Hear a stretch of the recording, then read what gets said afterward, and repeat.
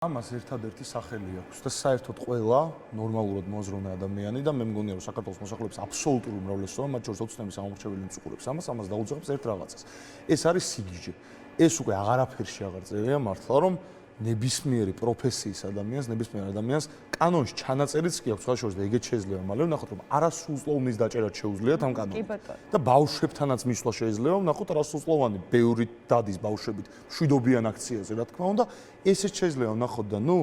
მე მაინც იმ პოზიციაზე ვარ რომ რაც არ უნდა იყოს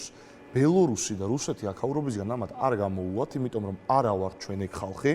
მიუხედავად იმისა, რომ ბევრი კითხვის ნიშანი არსებობს და ბევრი რამე რუსთაველზე რაც და როგორც ხდება და ბოლო თვეებში რაც ხდებოდა, მეც შეიძლება არ მომწონდეს, მაინც საბოლოო ჯამში ყველა ერთმანეთის გვერდით, ყველა ერთმანეთს სოლიდარულად დავდგებით. თუმცა რაღაცეები რომ შესაძლებელი არის და არ უნდა მიუცეთ ამათ საშუალება, რომ მეტი თანამებრძოლი გამოგვტაცონ და რაღაცნაირად თვითონ ჩაახშონ პროტესტი, ამათ ახლა ეგ უნდათ რეალურად რა, რომ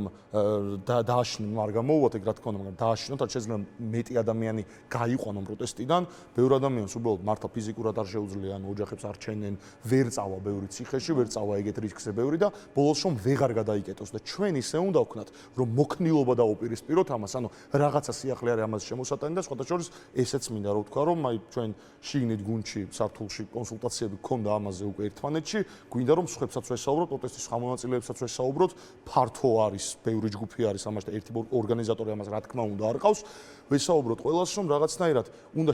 შეიცვალოს რაღაცა რომ უფრო ხალხმრავალზე გადავიდეთ, იქნება სიხშირე დიდი აქციების უფრო შევცვალოთ, რომ რაღაცა დავარქვათ რომ კვირაში ერთხელ, თვეში ერთხელ დიდი აქცია, რომ რაღაცნაირად არ მივცეთ ამათ საშუალება, ანუ ეგ არის ყველაზე მთავარი ჩემი აზრით. ამათ არ მივცეთ საშუალება რომ თვითონ ჩაახშოთ. ჩვენ არ უნდა დავუპირისპირდეთ ამას რაღაცა მოძველებული მეთოდით და უბრალოდ და აი რაღაცა იმით